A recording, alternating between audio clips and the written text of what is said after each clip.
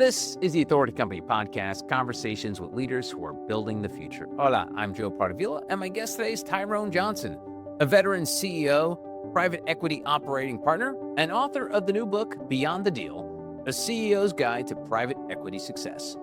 After more than 25 years leading companies through acquisitions, transformation, rapid growth, and exits, Ty's going to share the emotional, operational, and leadership realities most founders never see coming after signing a private equity deal. We're going beyond finance to explore identity, ego, pressure, culture, and what it actually takes to survive and thrive once the real work begins. Tyrone, welcome to the show. How are you, sir? Doing well, Joe. How you doing? Excellent. Thank you for asking. And so I think we need to start this conversation by addressing the big giant pink elephant in the room, and that's private equity. Because as you know, Tyrone, outside of private equity circles, there is a bit of people look at it with a crooked eye, like, private equity. That means they're coming in and they're going to buy it and they're going to break it up and then they're going to sell it into pieces. And there's so there's a negative connotation that is associated with private equity. Yeah, judging by your facial reaction, I feel like you've heard this before. I have. I think it's a common misperception. Not to say every deal works out the way everybody wants it to, Right. but in my personal experience, there's been far more upside than downside being part of private equity, and hopefully, the book is able to give people a little bit of a indication as to how to go about having maybe one of those positive outcomes. Frankly. Yeah, and so tell me about the well, I want this to be a very positive conversation, but I want to get the negatives out of the way. Right. Where do those negatives come from?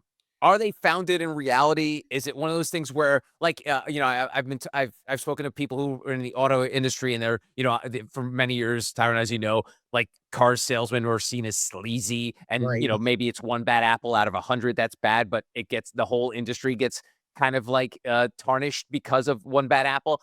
Tell me why this negative sort of vibe when people discuss PE.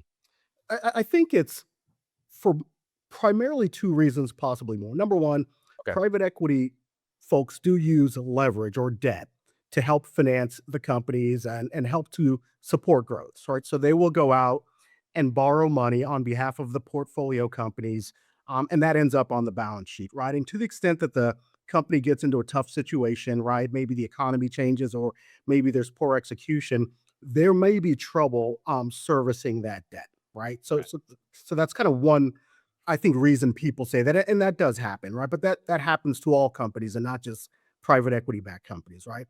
But then also, private equity's goal is to come in and try to improve an operation, and oftentimes that means finding ways to be more productive, more efficient, gain throughput, execute at a higher rate, a faster pace, and that might lead to layoffs, right? That might lead to changes that make people uncomfortable. But the goal is to create value for the investors, and sometimes that value is created by virtue of taking, cost out that frankly isn't contributing to the growth of the business. Got it. Oh, that's good. That's a great breakdown. Well done. I feel like you've explained that before, so I appreciate you Right. taking the time to do that. And it is funny too, in terms of the M&A world. Like I don't know if it's just me or it's like they call it the Bader-Meinhof syndrome, where if you're aware of it, you see it all the time. But like anytime there's a merger acquisition about to happen, for me, this could just be me just because I'm so used to seeing it, is that a majority of the M&A is going to be private equity. It's not going to be a larger company swallowing up a smaller company, as we've seen over the course of our lives over the last 30, 40 years. Is that true? Is it more acquisitions are happening from the PE space than they were from a traditional large company buying a small company? I think that's probably true because there are literally thousands of private equity firms out there now, and one strategy that private equity folks use quite successfully is called a buy and build strategy, where you buy a platform company usually, so one individual company that has strong bones, right, strong foundations, maybe really good management, and you utilize that infrastructure to go out and buy smaller businesses and bolt them on and attach them, and you'll see that happening in certain spaces. We call it consolidation now. It used to be called roll-ups, but it is not unusual at all for private equity firms to utilize that approach to scaling the business. And frankly, when you look at the makeup of many private equity firms, they're former investment bankers who spent their early careers doing M&A work. So Right. it's pretty natural for them to come in and leverage their experience. And then when you look at the management teams, right? Many of us have the same experiences. So you put that together and there's a lot of value that can be created. So it's probably not something that you're imagining is happening more often in private equity. It's probably the case that it is. Oh, awesome. Good stuff. All right, so Tyrone, I want to ask about something you write in the book that you say that founders sometimes think the closing of the deal is the finish line. And I know for and anyone who watches the stuff I do, stuff I write, I talk about this check the box mentality, and it's sort of like you going through the motions, you're going and people don't think about leaders checking the box. But in your world that you talk about it in the book is the idea that sometimes founders, when they're being acquired, they are checking the box and they're like, and checking out. Tell me what happens when they realize that that's really just not the end, but that almost the beginning of a new part of their life. Yeah, so it's a really important element of what I try to communicate to the readers, right? Sometimes the process of getting to the close can take 6 months, 9 months, in some cases over a year, and it's exhausting. And when you finally get to the point, you feel like you got to the finish line, and if you're a founder, you probably received a nice payout, and you Right. feel like, okay, all the hard work is behind me, and I can just get on with running the business again. Should the founder stay, right? And it couldn't be further from the truth, Joe. This is when the work really starts because there's probably a thesis associated with why that private equity firm purchased that business, and they're wanting to implement the playbook, right? To scale the business and to scale it profitably, which is going to come with changes and situations that I'm certain that founder has never found himself or herself in before. And the change and the pace of change associated with it can be startling and difficult to accept. Yeah. And so your experience, you were both an operator and PE partner. When did you realize that those two worlds see leadership completely differently? Well, yeah. So, speaking as an operator, there are tendencies to have biases, right, around the people that have worked alongside you for many years. In small founder led businesses, it's often the case that family members are part of the business, right? So Right. trust has been developed over years. And frankly, there's a likability, right? We're comfortable. A lot of people talk about a family oriented business. So that's a tough dynamic to change when it becomes clear to a private equity operating partner or investor that maybe people on that team don't quite have the capability that they need for what's next. And that Right. can become awkward, right? That can become challenging, but the change has to happen in order for the business to achieve its desired results. And that's a part of the discussion that typically doesn't take place pre-close, right? It's a very romantic, kind of situation pre-close. Everyone's selling to each other, right? We're going to be great together. Your business is fantastic. Can't wait till we, are able to, grow this and do that. The reality is you're probably not in either case being completely honest, right? It's kind of that deal fever that people talk about, Right. but then when that's over and everyone kind of, sobers to the reality of now we have to really get stuff done, changes are going to need to be made in most cases. And many of those changes involve personnel, people that operators work close to, maybe the leader of the business, him or herself. And that becomes quite challenging for an organization culturally, right? Because then, Joe, people start to question what that means for them. Well, if Ty's running the company and the private equity firm asks me to leave, they don't feel like I have the capability. Or let's say I opt out, right? This isn't for me. Sure. Well, there's potentially hundreds and maybe thousands of employees in that organization that start to ask that same question. Well, what does this mean for me? Do I still have a role? What are the expectations? Maybe there's self doubt. Can I run at the pace that these folks want me to run at? So it's really important to figure that out as early as possible and establish what it is you're trying to accomplish and get the right team members on the train, so to speak. It's good stuff. It's funny, Tyrone. You talk about deal fever, and I've seen this in multiple occasions where the folks that are involved in the actual transaction are almost, and it's a a business cliche. They're working the deal from a 30,000-foot view. They're looking at as, here are the big numbers, here's what's going to cost, here are the people affected. And then when the deal happens, the people below that have to deal with it are like, would say something comes like, "Wait, this didn't come up at all during the conversation?" Like, "Oh, no, this never came up." And you see it over and over again when these acquisitions happen where there are things that are super obvious that maybe should be discussed during the acquisition, but they're kind of pushed aside because the people at the top don't believe it. How do you prevent that kind of stuff from happening? Because I feel like it happens almost all the time when you see some sort of acquisition where there are important bullet points that probably were missed or kind of pushed aside because it wasn't important during that deal and the deal fever that was happening. How do you prevent that kind of stuff from happening? I think it all comes down to the quality of your due diligence, right? How deep you dive into that organization pre-close.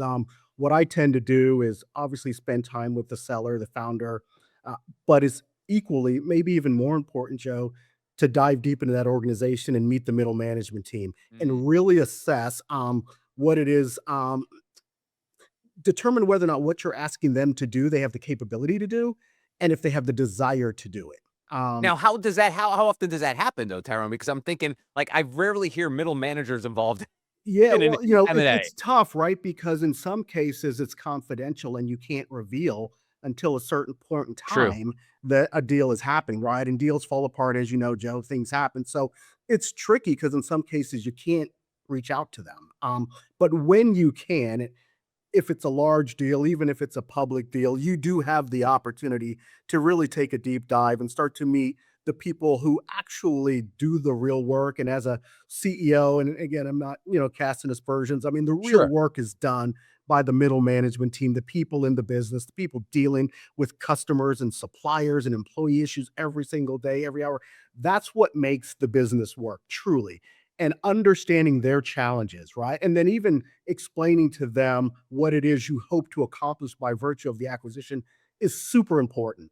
And they start to feel like a part of it, right? And you'll hear this from a lot of deal people. When you start to get into discussions during the integration or maybe even close to the close, and the company being acquired starts to use the word we, right? Instead of you or they, you've got a little bit of buy-in, right? Because now they're talking in the context of what we can all accomplish together. And that's what we all try to, kind of endeavor to achieve. How can we get the mind share of the employees who are really on the front lines to buy into what we're trying to do? Now, in certain cases, Joe, the CEO or the founder, they don't want you talking to anyone else. Right. They're very controlling. So your point is valid. It's tricky, and then in some cases, maybe the owner of the company isn't close enough to the details to answer the question one way or another. Right. So Or they'll should be. They probably shouldn't be either, right. but So sometimes you're just not going to know until yeah. you get to the other side of it. But once you do get to the other side of it, you've got to take a deep dive and you've got to understand what you have and make the changes as quickly as possible. Should changes be necessary? How important is it for you to mention to the founder of like, "Hey, listen, we get that this is your baby, but you've gotta let us into your family." Like, because like you said, maybe they either don't know, don't wanna know, or for they're being more defensive than anything, like, "Hey, listen, before we close the deal, I'm not letting you into this house." But how important is it for the founder to then ensure a more seamless transition, in the back end when they finally walk away? Yeah, look, I think that's a great question. Different deal teams approach that different ways. Some people are super sensitive to the founder. They don't want to upset them. They don't want to risk the deal by being a little bit pushy or asking too many questions too early. That's not my style, Joe. I kind of get in there and I try to be very transparent. And I say, look, we really need to know this, or we're really going to need to meet so and so, and here's why. Right. In order for us to properly evaluate not just whether or not we want to do the deal, because there's probably real reasons we want to do it, but in terms of how we're going to grow it together. And let's say it's a turnaround. Let's say it's something that we all understand and admit isn't performing at the level it should. We need to understand what levers need to be pulled in order to change the trajectory. And that can't happen unless you're able to really talk to everyone and ask really tough questions and take a deep dive and try to gain some level of buy-in from the people as to what the plan needs to be on the other side of this, because no one wants strangers, right? People unfamiliar to just come in one day and say, Joe, you and your team, this is what we're doing from now on. And people Right. are like, well, that may make sense, but it would have been nice if you asked us our opinion, or maybe got a little bit of context from us. We have been doing this for a while, and so I think it's really important to try, to the extent it's reasonable and possible, to develop relationships and meet and get information outside of just that selling, kind of founder. Excellent. One more thing on founders. I want to get into the founder psychology, this idea of their founders tie their identity to controlling a company. And when they're the founders, they're literally giving birth to a company. That's right. What happens psychologically when somebody wakes up and realizes they're no longer the final decision maker in the company that they built? When you've dealt with this in the past, like what kind of tips did you give people to get through this? Because again, many of these people have been doing it for decades. Some have been doing it for a few years, so it's not that big a deal. But when it's so tied into their identity, it almost seems like it's getting ripped their soul is being ripped out of them. How do you help them through that early going process? So I think it's a really important question, because it's something we face all the time. If someone built a business and made it a great company and spent 30 or whatever number of years of their life, you know, associated with this company, it is their identity, full stop. And it is not unusual. In fact, Joe, it's common on the other side of deals for these founders to feel a little bit lost. Almost like they've been divorced, or maybe even a loved one has passed away. It is that level of visceral reaction to no longer being in control. So it's a really big deal. So to answer your question, what I try to do is create a future, to the extent that that person is staying, where they can continue to be contributory, where that legacy can live on, where we can take something really, really good and make it great together. So I guess the way I would position it is, well, look, it doesn't have to end here. There's another chapter, right? There's another evolution of this company that you're going to be a part of, and as proud as you are, we can make this an even more exciting opportunity for you and the people that work for you. But you've got to buy in, you've got to collaborate, you've got to be constructive, all the things. But to the extent that they've got the energy and the enthusiasm, it doesn't have to end there. Just because it's owned by XYZ Capital, right, doesn't mean, in terms of the consumers and the environment in which they trade, um, doesn't mean they know it's owned by private equity. It's often the case that companies you drive past every single day are owned by private equity firms, and you have no idea, because that local brand is what the consumers associate with, right? Not so and so capital, and not even like a corporate platform company, right? The roll up company, the holding company. Like, no one knows that name. It's a trade name, right? It's the local business that's always been in the community, and to the extent that that name is still there in the consumer's mind, that business is still being run by that owner or that group of people. So there's an opportunity for that legacy to continue. We just want to figure out a way to partner, bring to the table what we think is additive, utilize what you've done for years to make this a good business, put those things together, and we think there'd be a lot of success. And we talk in private equity, the second bite of the apple, right? And another opportunity for people to make a lot of money. Wow, that's good. I just ballpark. What's the numbers in terms of like founders that stick around for like 5 years past acquisition? Is it relatively high, relatively low? I'm just trying to imagine. And again, this is all broad strokes, Tyrone. I know every founder is different, but generally, how many founders stick around that you see around after Yeah, these in acquisitions? in my experience, it's about 50-50, right? Okay, And so there are different reasons for each founder. Some founders are at that place in life, that stage in life, where they're interested in retirement and sure. kind of spending time with family, or going on adventures. They've worked really, really hard, and they want to decompress. We typically understand that going into the deal, so we're backfilling or doing whatever we need to do Right. to get the next leader in place. Some founders are super excited about partnering with private equity. They're like, I'm really good at this. You're really good at that. Let's combine forces and be great together. That's ideal. That's typically the situation I look for, frankly. And then there are situations where, despite best intentions, it just doesn't work out, right? Everyone had, good intentions going into the deal. Okay, we're going to do this together, and lo and behold, maybe the change that needed to be made was too significant for the founder. Maybe the pace was too fast. Could be a number of things, and then they decide that maybe this isn't for them. That's okay too. That happens. Or you could have the situation where it all goes according to plan, right? Right. Founder stays, he or she is energized, a great partner. Folks create a lot of value together. There's another wonderful exit. Everyone makes a lot of money. So all of those situations occur, but I would say founders probably stay half the time and leave the other half of the time. Cool. Thank you. Thanks for humoring me on that. And I'm just wondering too, as you break that down, of the founders that stay, that 50%, what's their mindset? Like, are they still the boss? Do they think they're the boss? Or do they know like, "Hey, I'm not the buck stops here guy." How does that mindset kinda shift a little bit? Because like you said, they still have a leadership position, but that leadership position is not the one that's gonna be that rubber stamps, of maybe a large decision that needs to be made. How does that work? Yeah, so absolutely. So intellectually, they all know, right? They're not the boss anymore. But emotionally, right? Like Yeah, yeah. in practice, right? It Right. can be a tough pill to swallow, right? Because there's ego involved here, right? If we're being honest, right? Yeah, of course. In their organization, the buck stopped with them, right? Any significant decision was their decision. Everyone went to them, and that sort of thing.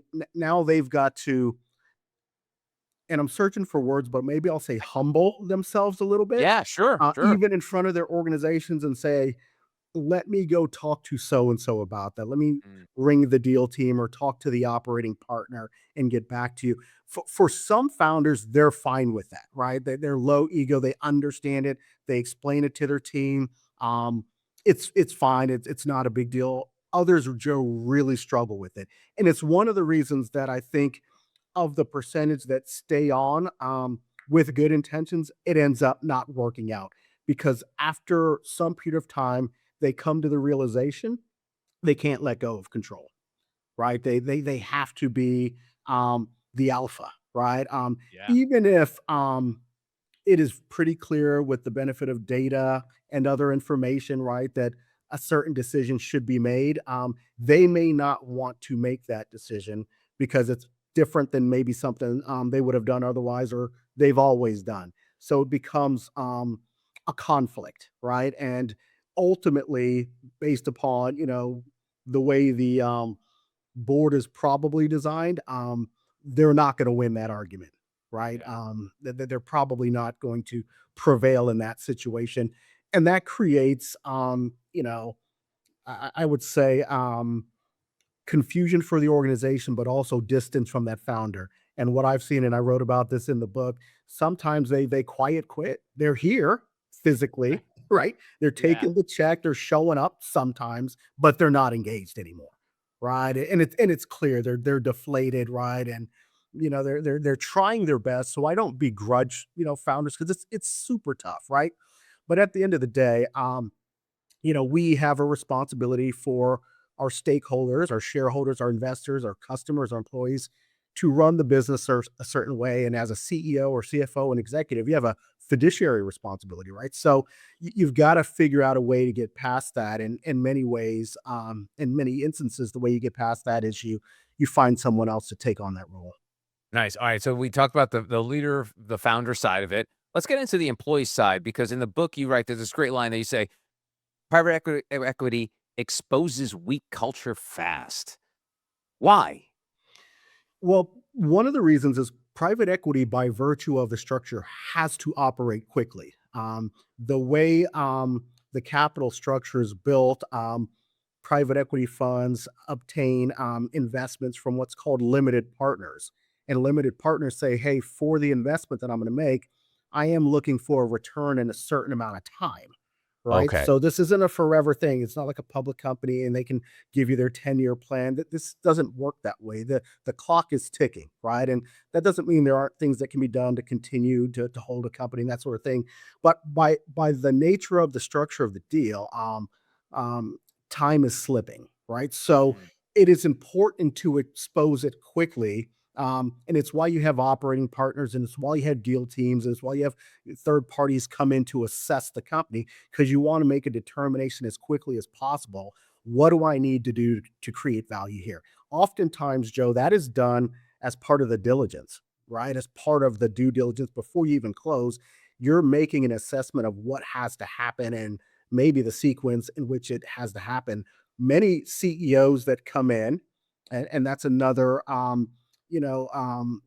cohort group that comes into private equity, and not just founders, right? CEOs from other businesses or presidents come in for the first time, and they're coming in to accelerate change. You're buying, you hope, professional capability that can execute with speed and certainty, right?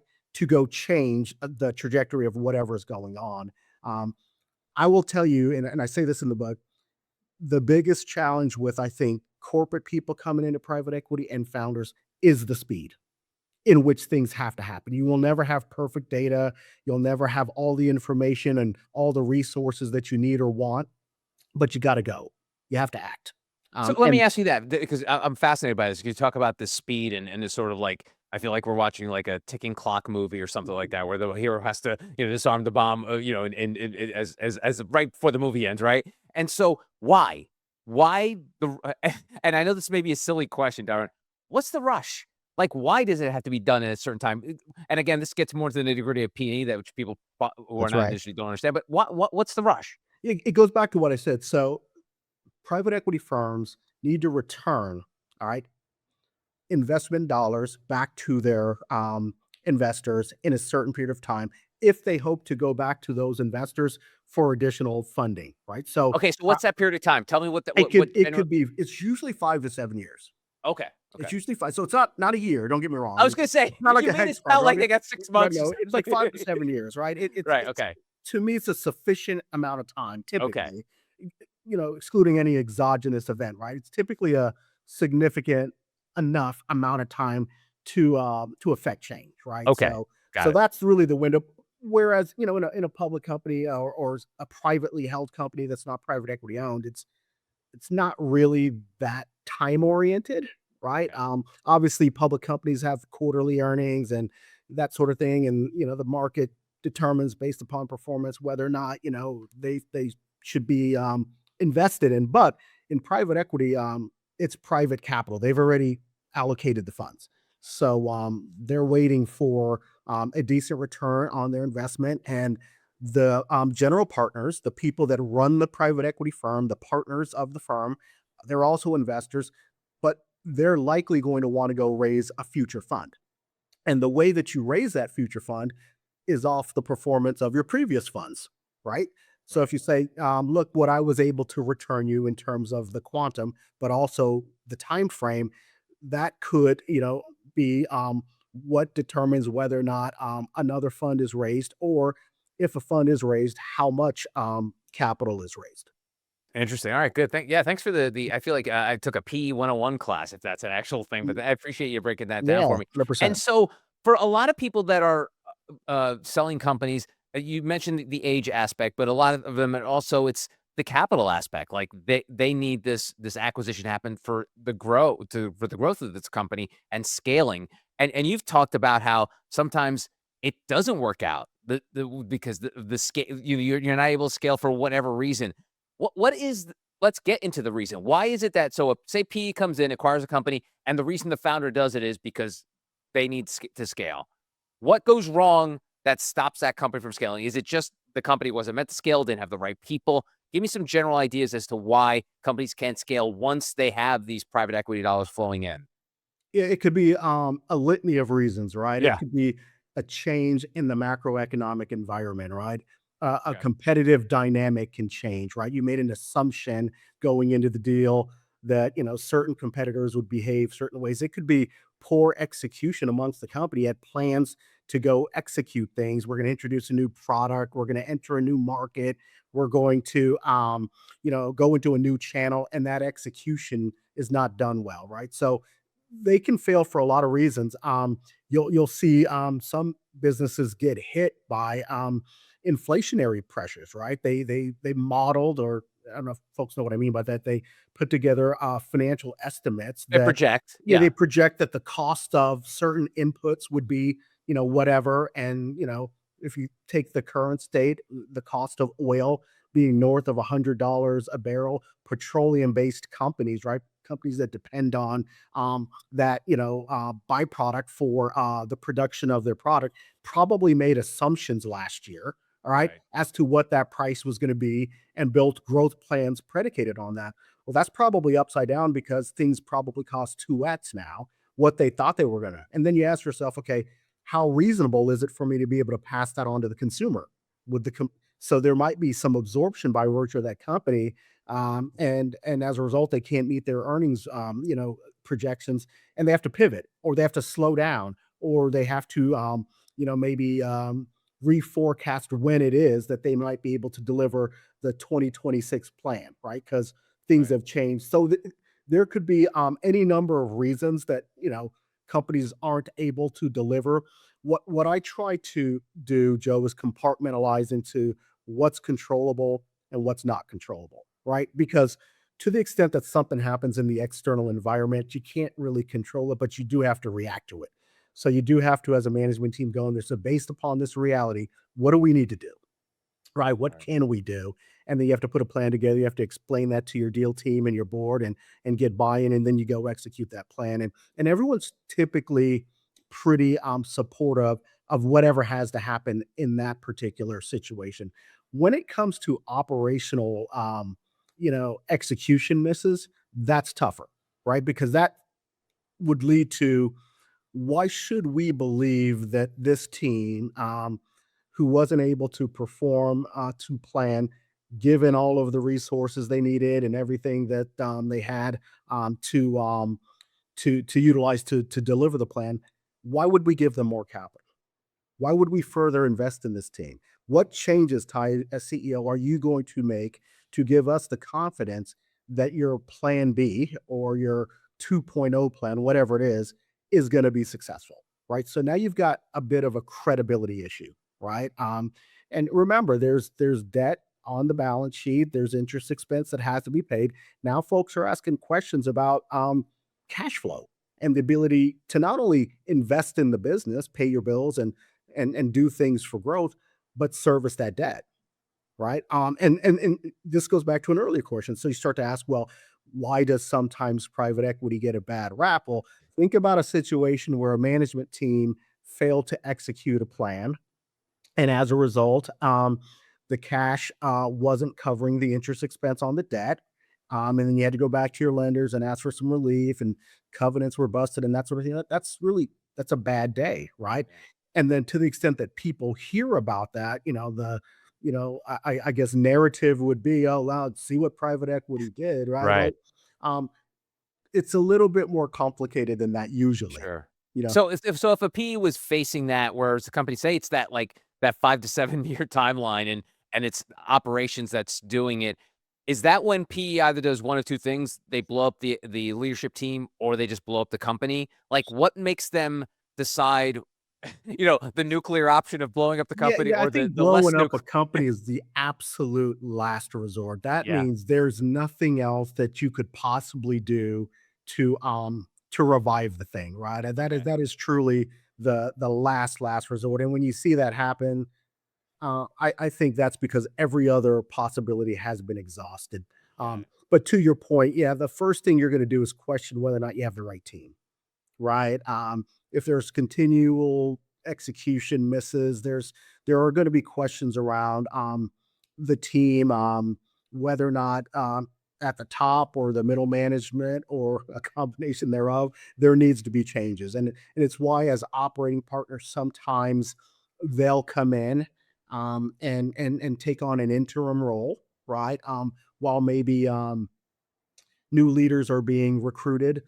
Some private equity firms create a dynamic where the operating partner is the person the CEO actually reports to, right? So that they've got a much closer, feel for what's going on in that company day to day. Because sometimes if you're not really close to this, it can just come out of nowhere, right? If you're not really close to the operation, and you're having board meetings every quarter, for example, you wake up one day and, oh my God, we're facing a crisis, right? So sometimes it's better to have people closer to the business, and that can create uncomfortability within the management team because they feel like they're being micromanaged or Right. spied on, or whatever the case may be, and I get that, but, you do really need to understand, why the performance isn't quite where you need it to be, so that, going back to what we talked about earlier, you can act quickly to resolve it. Excellent. Excellent. All right. Lastly, after 25 years in executive leadership and PE, what do you believe matters now more than at the beginning of your career? What after at these couple decades are you like, this matters more? I realize this is more important now than I did when I was a young whippersnapper. Yeah, it's a great question, and I would say, and this is probably something that won't surprise you, getting the people right is everything. When I was young coming up in this, it was always about, process and, Making numbers work. making numbers work, Yeah. all of it. You know what I mean? It was the product, it was, the customer, it was all those things that are super important, right? But none of it works unless you have the right people that can execute the plan. You hear that old, I think, Peter Drucker saying that, execution eats strategy for breakfast. Well, you know what? People execute, and that's where it all comes together. If you ask me, and I remember I'm a ex-GE guy, right, early in my career, and I was there when Jack Welch was still running the company, and he would say, that he spends 80% of his time on people. And at that time, being quite young and early in my career, I really didn't understand what that meant. I'm like, he's a chairman and CEO of, at the time, the world's most admired company, Yeah. and this whole thing. I'm like, what is it? It's customers and suppliers and all over the world, and manufacturing businesses and financial. Like, how can he? What is he talking about? Now I realize what he's talking about, right? I spend a lot of my time right now, and even as a board member with other companies, really assessing, do we have the right people in the right roles to deliver the plan? And are we honest about that? Right? And how many data points do we need truly to make a determination as to whether or not we have what we need? And to the extent that we don't, I'm very engaged and involved in the fix, right? The recruitment, the structure maybe going forward, moving some people around. I think that is really, really critical. And I think a lot of people don't spend enough time making sure that, not just when you hire someone, but as that person progresses, whether or not it's working. Because it goes back to something I said, you start to become comfortable, and in some cases, tolerant. And in business, tolerant isn't a good word, right? All right. And so it takes emotional intelligence, and I think, honesty, to continually make determinations as to whether or not you have the talent you need across the board to execute the plan. And when that determination is made, that you don't, you've got to act swiftly. Nice. He is Tyrone R. Johnson. The book, Beyond the Deal, CEO's Guide to Private Equity Success. Tyrone, thanks so much for the time. I really appreciate it. Yeah, thanks for having me, Joe. And that's going to do it for this episode. If you want to find out more information about Ty and our other amazing authors, go to theauthoritycompany.com.